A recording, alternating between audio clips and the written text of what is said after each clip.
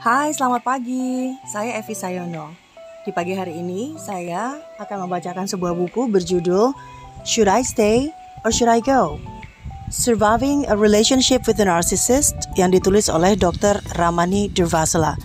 Bab yang akan saya baca adalah bab 3 yang berjudul Are you in a relationship with a narcissist? Apakah Anda sedang berhubungan dengan seorang penderita narsisistik?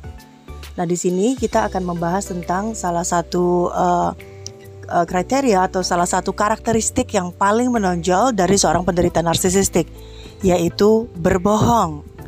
Kenapa sih seorang penderita narsisistik itu gemar sekali berbohong? Untuk apa sebenarnya? Kita dengarkan sama-sama yuk. Saya akan membacakan buku ini dalam bahasa Inggris terlebih dahulu.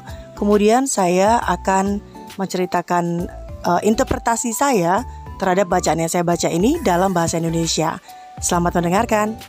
Today is Sunday, February 27th, 2022, and it's 6:13 a.m. in the morning. I will still be reading Should I Stay or Should I Go? Surviving a Relationship with a Narcissist, written by Ramani Durvasula, PhD.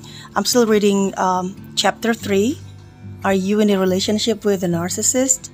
Page 68 and 69. We're gonna be reading about lying this morning. Page 68, Lying. He often left out the details or would not offer up information, and then I would ask about it. And after the fact that he would tell me he was with an ex-girlfriend at a bar, but only because I asked. He was really good at giving me pieces of the truth or holding on to it unless I asked the right question. A text message would pop up on his phone and often catch him in his lies and rationalization. I was never the girl who checks her boyfriend's phone, but it got me to the point where just hearing the ping of his phone made me feel sick to my stomach. It just meant another lie to me. Narcissists lie. They lie because it is consistent with many of the patterns we already discussed: lack of empathy, entitlement, grandiosity, and lack of insight and remorse. Lies serve a function. They help us save face, get out of a difficult situation, and avoid blame.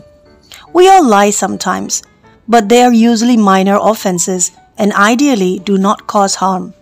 For example, telling your boss you are late to work because you were caught in traffic, rather than because you overslept by 15 minutes. The narcissist's lies tend to take in more territory. Not only do they regularly engage in the innocuous lie, like getting stuck in the traffic, but also they lie about everything else if it benefits them. And they are coolly efficient at it. Lack of empathy makes you a highly skilled liar. Lies are complicated for people who are on the receiving end. Most of us, especially when we like or care for someone, assume he or she is telling us the truth. To protect the relationship, we will often turn our head away from the lies, even when the data does not add up. In many cases, we may even take the blame on ourselves. For example, I am being overly suspicious. I shouldn't question what he just said. Even when it feels really suspicious and dishonest, just to preserve the relationship or to avoid the pain of doubting someone we love. Many of the people I work with and have spoken with about these relationships say that over the years, the chronic lying took a terrible toll and left them filled with self-doubt, suspiciousness, and an inability to trust others. Our pattern and then a lifestyle. Remember, narcissists are motivated by seeking out admiration and validation to survive. Lying becomes just one more tool in that arsenal, whether it is lying about an accomplishment, lying about an opportunity, lying about behavior, to help them to retain their sense of self and superficial facade. Their lack of empathy and entitlement means that they do not see their lies as weapons that are harming someone else, but rather a rationalization for what they have a right to do. Berbohong. Ini traits yang berikutnya dari seorang narsisistik ya. Ini akan diceritakan sebuah ilustrasi cerita dari pasiennya Dr. Ramani. Dianya tuh si laki-laki ya yang narsisistik. Dia seringkali melewatkan detail-detail penting atau tidak mau memberikan informasi secara sukarela. Baru ketika saya bertanya tentang hal tersebut, barulah kemudian dia akan menceritakan faktanya. Misalnya fakta ketika dia ternyata sedang bersama dengan mantan pacarnya di sebuah bar. Tapi akhirnya dia mengatakan ini setelah saya tanya. Pasangan saya ini sangat bagus sekali ketika memberikan informasi dalam bentuk potongan-potongan kecil. Lalu mempertahankan potongan-potongan informasi yang lain dan tidak diberitahukan kepada saya kecuali saya bertanya pertanyaan yang tepat. Sebuah text message, sebuah SMS atau WA pop up di teleponnya dia, baru ketika ada bunyi ping gitu masuk ke dalam teleponnya dia, barulah saya nyadar bahwa di saat itu pula nanti dia udah mulai berbohong. Lalu kemudian dia akan menceritakan banyak hal untuk merasionalisasi seakan-akan kebohongannya itu masuk akal. Saya bukan tipe perempuan yang selalu mengecek telepon pacarnya, tapi saya sampai pada poin di mana mendengar bunyi ping di teleponnya itu udah bikin saya sakit perut karena itu artinya saya akan segera dibohongi lagi. Narcissist lie. Penderita narsisis itu berbohong. Makanya ini memang berbohong. Dia berbohong secara konsisten. Dia berbohong alasannya karena pola-pola yang telah ditunjukkan di bagian-bagian sebelumnya, seperti karena dia tidak punya empathy. Karena itu dia berbohong.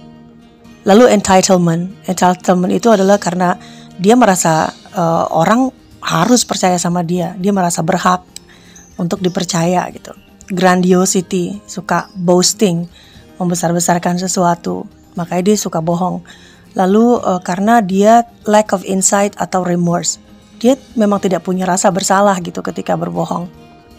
Perlu diingat bahwa kebohongan itu fungsinya hanya satu, yaitu dia bisa menyelamatkan muka kita dari malu. Kebohongan juga bisa mengeluarkan kita dari sebuah situasi yang sulit. Dan kalau kita berbohong, kita bisa menghindari posisi di mana kita disalahkan. Kita semua kadang-kadang berbohong, tapi biasanya kebohongan kita yang normal-normal ini biasanya kasusnya minor-minor aja dan biasanya tidak melukai pihak lain yang dibohongi. Misalnya bilang ke bos kita bahwa kita telat karena traffic, karena lalu lintasnya buruk, padahal kita sebenarnya ketiduran 15 menit makanya kita telat. Itu kebohongan yang kayak gitu, yang tidak melukai orang lain ya. Namun demikian, kebohongan yang dilakukan oleh narsisis itu teritorinya atau wilayahnya lebih besar. Bukan hanya mereka berbohong secara reguler, seperti kebohongan kayak kena macet, tapi mereka juga berbohong di berbagai macam hal lain yang menguntungkan mereka. Ini mereka itu sangat efisien banget dalam berbohong. Karena ketika kita tidak punya empathy seperti NPD, kalau orang tidak punya empathy, maka mereka bisa menjadi pembohong-pembohong yang sangat mahir. Nah, kebohongan ini tuh complicated bagi yang menerima, yang dibohongin maksudnya. Yang dibohonginnya yang jadi complicated. Dianya mah enggak gitu kan. Karena enggak punya empati, jadi nyantai aja bohong. Kadang-kadang sampai bawa-bawa nama Tuhan. Sumpah demi Tuhan, demi apa segala macam, bahwa dia tidak melakukan bla bla bla, padahal ya emang bohong. Gitu. Sering banget mereka bawa-bawa nama Tuhan ya. Untuk sebagian besar dari kita, khususnya ketika kita menyukai seseorang atau mencintai seseorang, kita selalu menyangka bahwa ya udahlah, kita percaya aja bahwa dia mengatakan hal yang sesungguhnya daripada berantem. Kalau berantem kan nanti hubungannya akan dalam bahaya. Jadi untuk melindungi hubungan, maka kadang-kadang kita kayak memalingkan wajah kita dan pura-pura nggak ngelihat kebohongan itu, meskipun datanya nggak sesuai dengan apa yang diomongin. Ya udahlah gitu, daripada ribut masalah kayak gitu doang. Nah, seringkali itu gitu. Bahkan di beberapa kasus kita kadang menerima kalau kita disalahin gitu ya oleh mereka. Jadi aduh, harusnya saya tidak terlalu cemburu ya, atau oh harusnya saya tidak terlalu curiga. Aduh, harusnya saya tidak usah menanyakan hal-hal tersebut, bikin dia tersinggung gitu. Padahal emang bener dia bohong gitu. Tapi nanti kalau dia ketahuan bohong, nanti dia kasih rasionalisasi, enggak, sebenarnya maksudnya gini. Ditimpa lagi dengan kebohongan, akhirnya endingnya nanti kita yang akan ngerasa salah. Jangan-jangan aku yang salah nuduh ya. Padahal emang bener bohong. Even when it feels really suspicious and dishonest, bahkan ketika apa yang dikatakan oleh pasangan itu terasa mencurigakan dan terasa banget kalau itu tidak jujur, bohong. Tapi karena kita mau mempertahankan hubungan kita, atau kita ingin menghindari rasa sakit karena meragukan pasangan yang kita cintai, ya udah kita terima aja kadang-kadang karena kita tahu mereka bohong. Banyak orang yang bekerja dengan saya maksudnya Dr. Ramani ini. Dan juga banyak orang yang sudah berbicara tentang saya mengenai hubungan ini. Mereka berkata bahwa ketika dipertahankan selama bertahun-tahun kemudian, maka kebohongannya tambah kronik. Akhirnya seringkali pasangannya yang normal ini atau korbannya itu jadi meragukan diri sendiri. Lalu jadi serba curiga, bukan hanya ke pasangannya tapi ke semua orang. Itu kan merugikan korbannya ya. Dan akhirnya si korban ini jadi tidak mampu mempercayai orang lain gitu. Jadi semuanya serba dianggap bohong. Nanti jadi kayak kita yang gila, karena semua orang dianggap bohong. Padahal yang bohong cuma pasangannya. Tapi karena pasangannya ngeles mulu ya, ngeles itu bahasa Betawi artinya menyangkal, sehingga akhirnya kita malah meragukan diri sendiri. Nah, cerita tentang Rachel dan John di awal buku ini. Rachel dan John tuh pasangan suami istri yang Johnnya dokter tapi bohong melulu. Dalam keluarga mereka kebohongan itu menjadi pola-pola dalam kehidupan berumah tangga atau berpasangan. Bohong tuh udah jadi kayak pola dan akhirnya menjadi lifestyle, gaya hidup. Ngeri banget sih. Perlu diingat bahwa narsisis itu termotivasi karena ingin mendapatkan admiration atau kekaguman dan juga ingin mendapatkan validasi. Supaya apa? Supaya mereka bisa survive, supaya mereka bisa hidup. Karena ibaratnya bagi mereka, kalau mereka dapat admirations itu seperti dapat udara buat napas. Nah, berbohong menjadi salah satu cara atau salah satu alat untuk untuk mendapatkan kekaguman ini, rasa kagum orang lain. Akhirnya dia menjadi lifestyle kan ya. Bisa jadi mereka bohong tentang accomplishment atau prestasi. Kemudian mereka bisa jadi bohong tentang perilaku agar mereka tetap bisa merasa percaya diri dan main superficial facade, kayak lagi main pantomim gitu, supaya kebohongannya bisa dipertahankan sehingga orang tetap mengagumi dia, makanya dia berbohong. Karena mereka tidak memiliki empathy dan juga karena mereka punya rasa entitlement ini. Entitlement ini artinya kayak ya mereka berhak gitu dikagumi gitu ya. Kalau orang memuji dia ya emang udah seharusnya, kan aku keren gitu. Nah, itu namanya entitlement.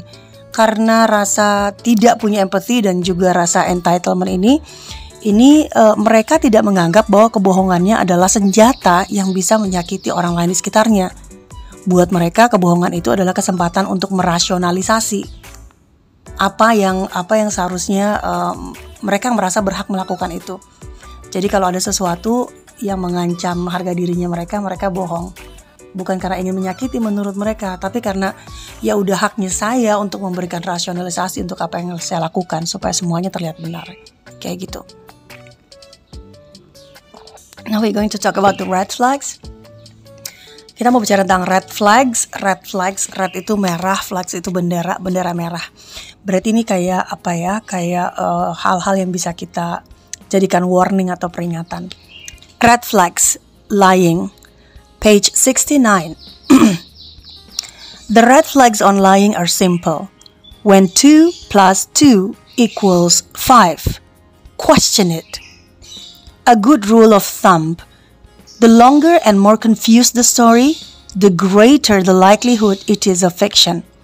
Most of us, especially women, and especially when we are in a relationship, are socialized to give second chances, third chances, and chronically turn the other cheek. We want our relationship to work out, especially if they took a long time to find. The warm fuzzies of a new relationships can lead us to forgive repeatedly. Pay attention to when the numbers don't add up and when things do not make sense. Because over time, lying can take a genuine toll on your psyche and impact all of your relationships and your ability to trust. Peringatan-peringatan tentang kebohongan. Peringatan tentang kebohongan ini simpel banget. Ketika 2 tambah 2 sama dengan 5, pertanyakan itu. Aturannya adalah, kalau dalam penjelasannya makan waktu lebih lama, makin membingungkan ceritanya yang diceritain, maka makin besar kesempatannya bahwa itu sebenarnya adalah fiksi atau bohong.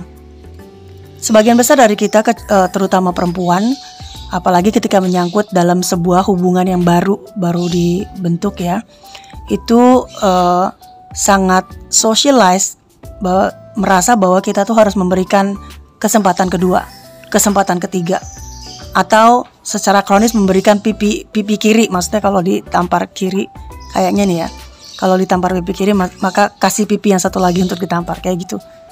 Ini karena kita menginginkan hubungan kita tuh supaya bisa berjalan dengan baik. Apalagi kalau hubungan yang baru ini itu took a long time to find. Nyarinya lama nih pasangan yang ini, dapatnya lama, dapatnya susah. Maka terus akhirnya kita kayak ngasih kesempatan terus-terusan. Dan ini akhirnya membuat kita terus-terusan memberikan maaf. Pay attention, perhatikan bahwa ketika angka-angka yang ditambahkan itu tidak sesuai, ketika hal-hal yang dikatakan itu tidak make sense, tidak masuk akal, itu kita harus perhatikan. Karena dengan berjalannya waktu, kebohongan itu lama-lama bisa menjadi sesuatu yang nampak seperti kebenaran. Dan kemudian ini akan mempengaruhi kesehatan kejiwaan kita dan akan mempengaruhi keseluruhan hubungan kita dengan pasangan, dan juga mempengaruhi kemampuan kita untuk dapat mempercayai orang lain. So that is penjelasan tentang lying, halaman 68 sampai halaman 69. Baik teman-teman semua, demikian bacaan saya di pagi hari ini dari buku Should I Stay or Should I Go? Surviving a Relationship with a Narcissist oleh Dr. Ramani Durvasula. Bab yang saya bacakan pagi ini adalah bab 3 yang berjudul Are You in a Relationship with a Narcissist? Baik teman-teman, jika teman-teman belum sempat subscribe, jangan lupa diklik ya tanda subscribe-nya. Klik tanda lonceng juga sehingga teman-teman akan dapat langsung terupdate bila mana saya mengupload video baru. Kalau teman-teman menyukai isi bacaan buku ini, jangan lupa untuk klik tanda like juga. Saya tunggu saran, kritik, dan feedbacknya di kolom komentar. Dan terakhir, teman-teman dapat langsung share link video ini ke sosial media yang teman-teman punya, sehingga teman-teman lain juga dapat memetik manfaat dari buku ini. Terima kasih. Saya Visayono. Dah.